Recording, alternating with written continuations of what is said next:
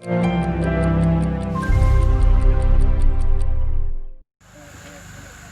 the world embarks on an unprecedented campaign to bring vaccines to millions, often in remote locations, vital lessons can be learnt from the Democratic Republic of Congo. In 2018, during an outbreak of Ebola, health officials here needed to deploy an experimental vaccine that had to be kept at between -60 and -80 degrees Celsius. They did that with the Arctex device, effectively a giant thermos that can be filled with vaccines and special ice packs.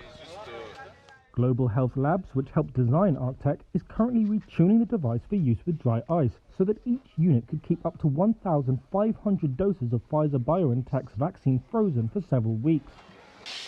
GHL's Daniel Lieberman. If we're dealing with cryogenic vaccines like the Pfizer one currently requires -80, we can put dry ice in the Arctec and use it for that. If somebody would like to use the Moderna vaccine, you can get a phase change material at -20, and you can store the Moderna vaccine. Africa has so far been spared the worst of the pandemic, but a second wave of infections is currently hitting West and Central Africa. Experts warn cooler weather could make it worse, focusing minds on vaccination.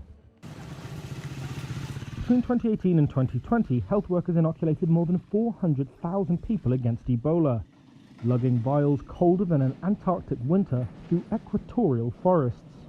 When cars could not pass the mud-clogged roads, they drove motorbikes. If water was the only option, canoes.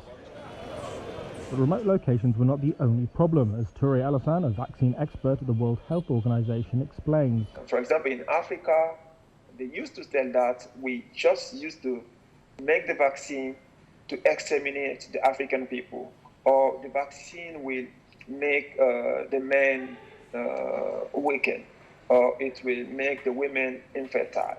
He says that a communication strategy needs to be in place before the vaccines are distributed. Without public trust, advances in cold chain technology may do little to save lives.